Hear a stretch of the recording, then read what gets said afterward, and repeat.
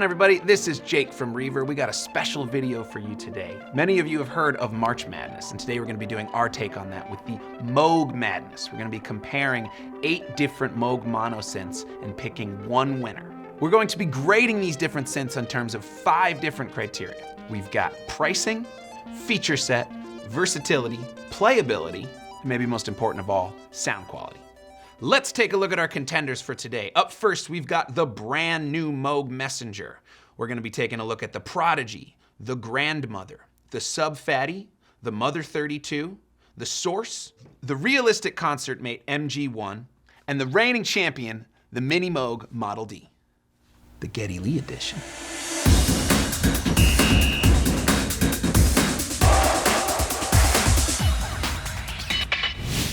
All right, round 1, we've got the Mother 32 against the realistic concert mate MG1.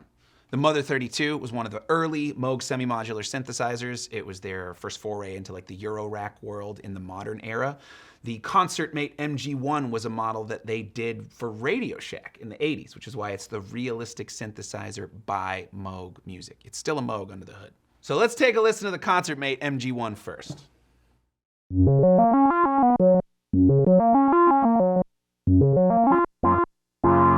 Wait a second. What the hell's going on here? Polyphony? Disqualified. Last minute substitution here because the realistic concert mate MG was disqualified for polyphonic reasons. We've got the Moog Minotaur analog bass synthesizer over here, which I think is gonna pair really well against the Mother 32. Let's take a listen to both of them.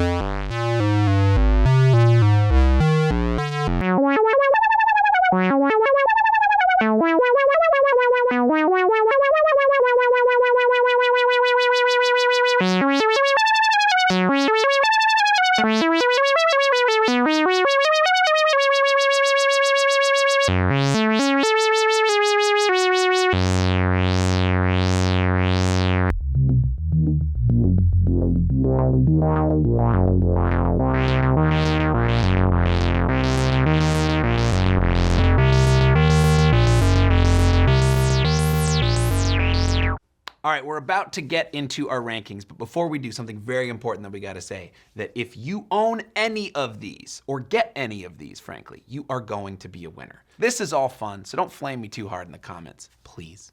All right, first thing to compare between these two is the price point. They both come in at about $600 new, but used, I'm seeing the Minotaur in the $500 to $600 range. It seems like it's a little bit harder to find this guy used right now. Whereas the Mother 32, I'm seeing in more of the $400 to $500 range. So I think for price on this one, we've got to give a point to the Mother 32. All right, next up, we're gonna be grading these on versatility. And so something I wanna get out of the way up front is when I talk about versatility, what I'm talking about is the different sonic palettes of each of these instruments. So with the Minotaur, you've got 2 oscillators, and that's kind of it as far as the versatility, right? This is the, as you see it on it, it's the analog bass synthesizer. Moog actually followed this up with the Siren, which is like the Minotaur, but for lead lines, right? So it's just the upper octaves, which should kind of tell you all that you need to about this, right? It is a mono bass synth first and foremost. Whereas the Mother 32 has 8 octaves, has all these different options in terms of the patchability. You can put the LFO to whatever, you can do the pitch to this and that, you can get all sorts of crazy sound designs, as well as more usable bass and lead lines. It's got the variable high-pass, low-pass filter, which can open up a lot of different sounds. In terms of versatility, we've got to give another point to the Mother 32. So after versatility, that dovetails nicely into our next point, which is feature set. Now what we are grading on with these synths and the rest of them today is What does it come with that lets you make music? Some of these synths are going to have everything that you need. Some of them, like the Minotaur, are going to require you to bring a little bit extra to the table. So both of these are being synced right now with key steps just to make it a little bit easier to play and communicate some of these ideas. But with the Minotaur, you are going to need something like this or some external sequencer or note generating thing to make some sound out of this. Whereas the Mother 32, you've got this somewhat limited, but still very usable keyboard right here. It's also got a built-in sequencer, which you heard at the start of the demo, so that you can create your own ideas entirely on this unit itself. The Mother 32 is the clear winner of this round and will be moving on, but I don't want to leave out talking about the playability and the sound quality of each of them. What I'm grading on playability today is how comfortable would I feel playing this instrument on a gig, right? Not messing around at home or trying to get some sounds in the studio, but playing it live in front of people with a band. And the Minotaur is a lot harder to make a mess with, right? And this seems like a weird thing to say and to grade it on, but the Mother 32 with all the patchability, this VCO mod, pulse width to frequency in particular, can get really dicey. There are easy ways to make this thing a little bit messier than you might want live, whereas the Minotaur is pretty forgiving. Now, in terms of sound quality, while I do have to say I'm a little bit more impressed with the bass sounds of the Minotaur, the fact that you've got 8 full octaves with the Mother 32, to me, means that it's gotta be the clear winner. All right, for round 2, we are going to be facing last round's winner, Mother 32, against the SubPhatty. Let's take a listen.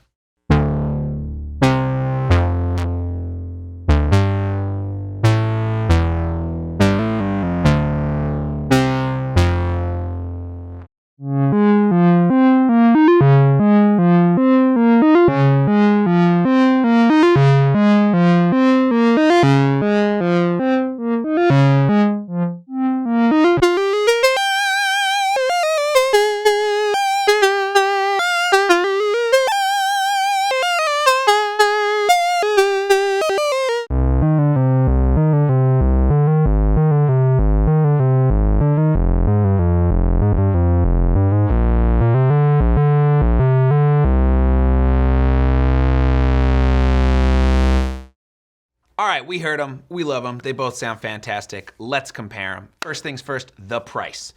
I think we've got to hand it to the Mother 32 again this round. Again, this thing is going for $400 to $600 used to new, depending on when and where you get it. The SubPhatty has been discontinued as of 2025, but you can find them used for a little under $1,000. Moving on to versatility, we've got to give this one to the SubPhatty. If only for the 3 different oscillators, 2 regular oscillators and the 1 sub oscillator, you can get an insane amount of different bass and lead sounds out of this. As far as features go, we've got to give this to the Mother 32. Again, the patchability, the built-in sequencer, as small and silly as it might feel, I do love this little keyboard in here. It's got to go to the Mother 32. That being said, we do have to acknowledge that there's a lot of CV options on the side here. You've got presets for the SubPhatty, which is pretty huge. It's the first thing we've seen today. And you've got a pitch and mod wheel, which makes this very playable. Moving on to the next point. The playability for the SubPhatty, to me, is way, way better than the Mother 32. Just having a keyboard, having this pitch wheel, having the mod makes it a joy to play live. Lastly, sound. To my ears, these two are pretty close, but I think with the different oscillator options and tuning options in particular on the SubPhatty, there's just a lot more richness you can get out of the thing. So to my ears, the SubPhatty is the winner this round. Up next, we've got the newcomer. This is the Moog Messenger. This is a really cool synth that just came out. 3 different oscillators, a keyboard with aftertouch, a sequencer, an arpeggiator, and a bunch of really, really, really interesting modulating options as well. But can it beat the SubPhatty? That's the real question. Let's take a listen.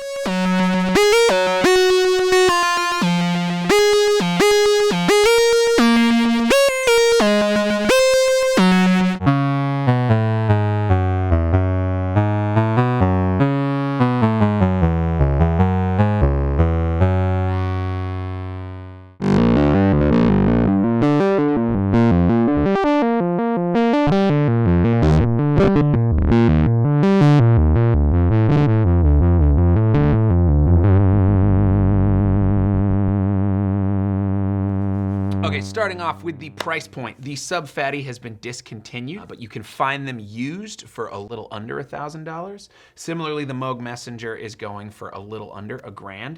So very similar price point. I think because this one has been discontinued though, we are going to have to give it to the Messenger because the used market can kick a couple dollars off for you. Moving on from there, we've got the versatility. We've already heard the SubPhatty. It's a classic sound for a lot of reasons, but the Messenger is really doing something new to me. The modulating options in particular kind of make it feel like some of the stuff you can get out of the Mother 32, right? With the different patching options. You've got a bunch of different ways that you can route stuff, and with the aftertouch feature in particular, it really is something else. So I think we're going to have to give a point to the Messenger.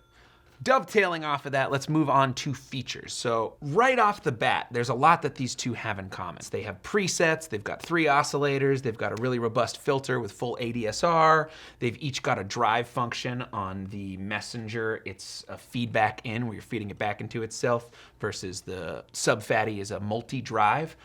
But the Messenger, to me, really has the SubPhatty beat. We already talked about the aftertouch. We already talked about all the different modulation options. But this thing really can get you some really out there lead and bass and sound designy sounds that I haven't really heard before in a modern synth. A good case in point, right? The SubPhatty is known for its wide array of bass sounds that you can get out of it, and it's a classic for that reason.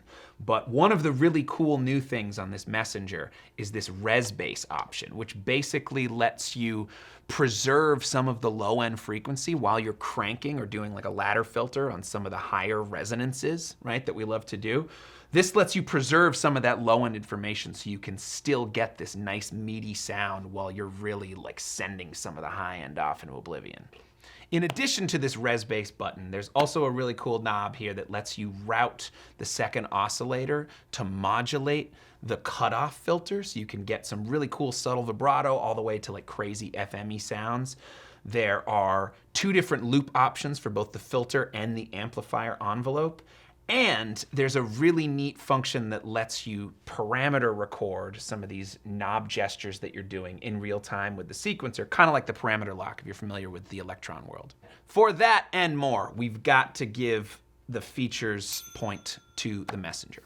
Playability, again, I think we have to give the point to the Messenger because the aftertouch feature alone in the built-in keyboard is a game changer. Lastly, we'll talk about the sound. How do these two compare just in terms of sonics, right? Again, I have to give a point to the Messenger. So if you are into sound design, this is an instrument that's going to give you a ton of mileage. All right, let's head off to the next round. Sorry, SubPhatty. See you later. Next up, facing off against the Messenger, we've got the Moog Prodigy. This was a monosynth released by Moog in 1979. This was one of their early prosumer models, so it was like as the synth boom was kind of taking off, this was specifically marketed towards, let's say, non-studio owning musicians. Let's take a listen.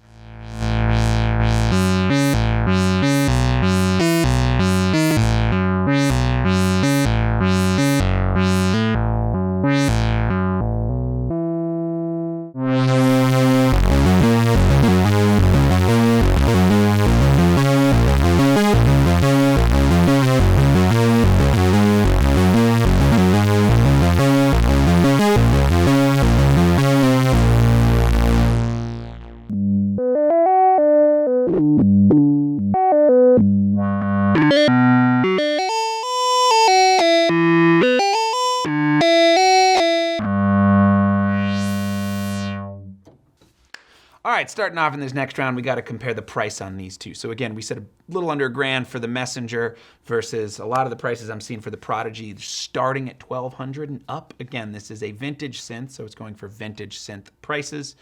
Easy point for the Messenger. Moving on to versatility. It seems a little silly to compare some of the versatility in a more vintage model to what is the newest model in Moog's lineup, but I think it's an important look at how far we've come. With the Prodigy, you've got 2 oscillators against the 3 with the sub-oscillator in the Messenger.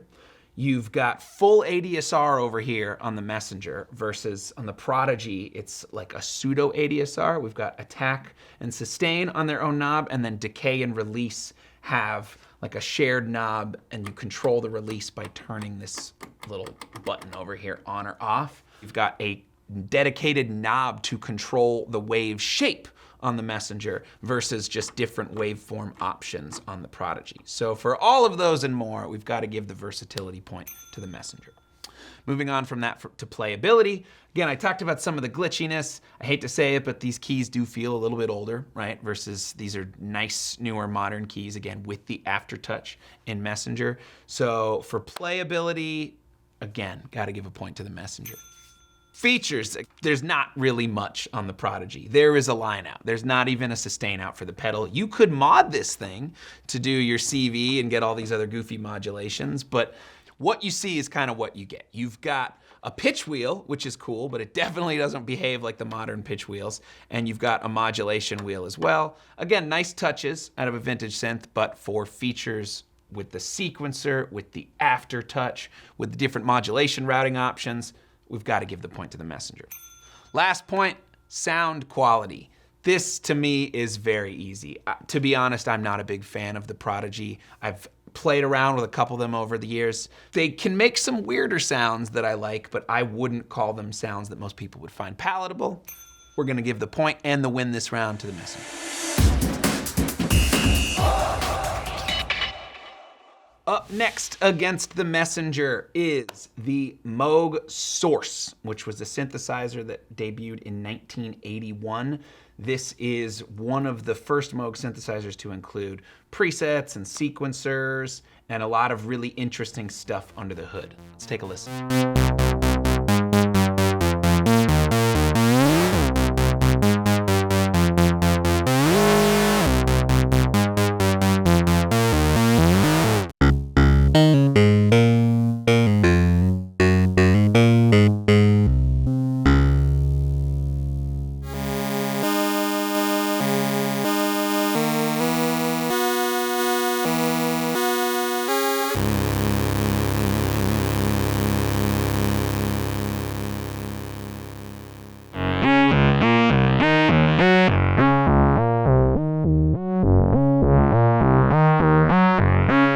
First thing we got to get out of the way, the pricing between the two of these. The point clearly goes to the Messenger. This thing is coming in again at a little under $1,000. The Source has been discontinued for decades at this point. It is a vintage synth with a vintage price tag. I think the cheapest we saw online was like $2,000, and they're going for even more than that depending on the condition. Got to give it to the Messenger. Feels a little weird to do, but I want to talk about the versatility and the playability of these different synths because I think they go a little hand in hand. The Source has some really cool sounds, and it clearly has a lot of depth under the hood, but this sort of touchpad-y, press a button to get something to control and then use this big knob, as nice and slick as this knob is, it is really cumbersome. So while there does appear to be a versatile amount of sounds that you can get out of the Source, the ease of which you can access them is a pretty big hindrance to me. So I think both versatility and playability, we give the point to the Messenger, and it's the winner for this round. So even though we've already declared a winner, I want to talk about the features really quick. Again, this is a vintage synth, so there's not a ton of external options you can have. There's some neat functions on the back for tape syncing, if you're somebody who still has a tape machine. There are some MIDI options for syncing with another sequencer to let this be controlled, but that's about it. Again, very different than the features on this with all the different modulation options, all the different sequencing under the hood, the aftertouch, all of that, which makes this a clear winner to me in all of the categories, including the sound. While I do love some of the sounds of this synth, it's a vintage synth, so they are finicky. The keys might not work the way you want. This volume knob on this is super scratchy. This big knob here can be really finicky in a lot of different ways. There's some really cool sounds again, but the replicability of them makes it a bit of a hindrance. So I got to give the point to the Messenger. All right, the hot newcomer, the Messenger, is doing great today. So next up, the new challenger approaching is the Grandmother.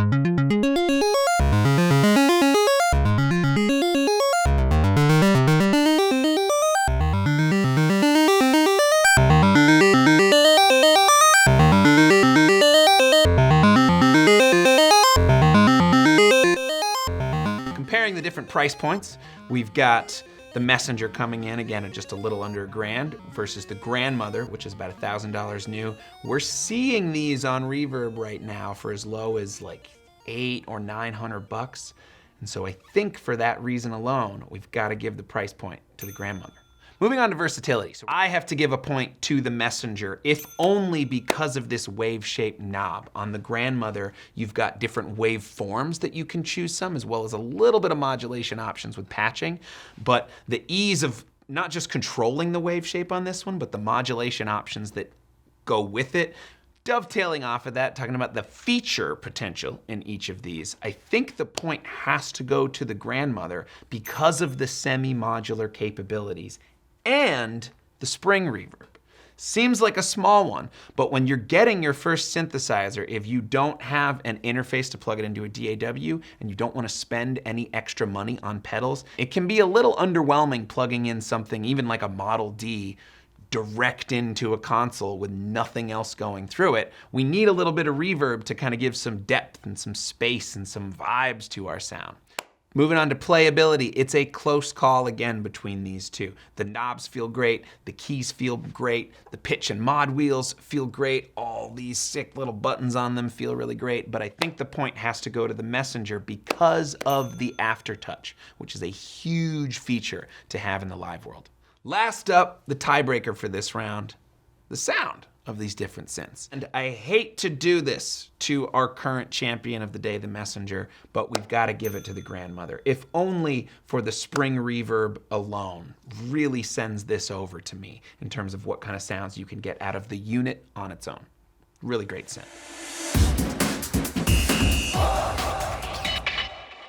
Somewhat surprising upset at the 11th hour with the newcomer losing to the Grandmother, but now we're gonna head into the final round where the Grandmother has to face off against the reigning champion, the Model D.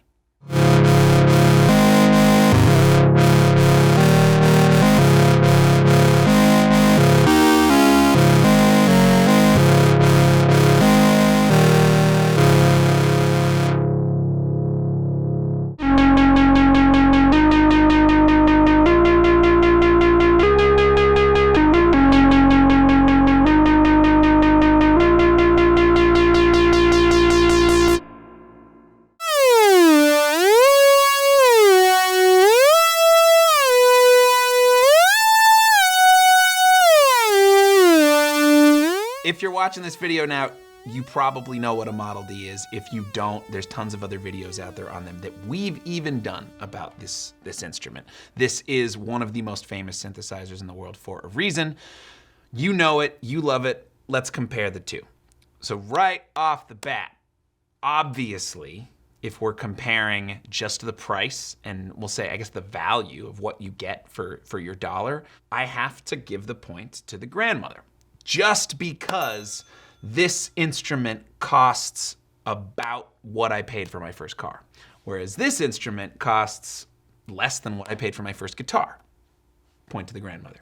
I'm probably gonna get flamed in the comments for this, but for the next category, we're gonna go a little out of order now. Features, I have to give a point to the Grandmother because of its ability to play really nice with the Euro world, all the different modulation options that you get there, as well as an onboard sequencer and arpeggiator, which for its hefty price tag, you do not get with the Model D. That being said, when we're talking about the versatility of the sound and sonic palette, I feel like this instrument is pretty unrivaled in the world of synthesis. And it has stood the test of time for a reason. The oscillators on this thing are absolutely incredible. I could spend hours tuning these bad boys. They are so much fun to use. All the different frequencies and the ways that they interact are such a joy to play with. This really is a special, special instrument. So for versatility of sound, we've got to give a point to this. When we talk about the playability of these two synthesizers, I have to give the point again to the Model D. The knobs feel incredible. The keyboard feels incredible. You've got aftertouch. Everything is right under your fingers. It's a little thing, but just the ability to both lift and lower this panel here, depending on the gig and what it might call for, is really, really unrivaled. Playability goes to the Model D. Last but not least, we've got to talk about the sound of these two instruments. Now, I would argue with all of its Eurorack integration possibilities, there's probably some weirder sounds that you could get out of the grandmother, but the oscillators that you've got on the Model D are really second to none. For the sound, it's gotta be the Model D. It's a reigning champion for a reason.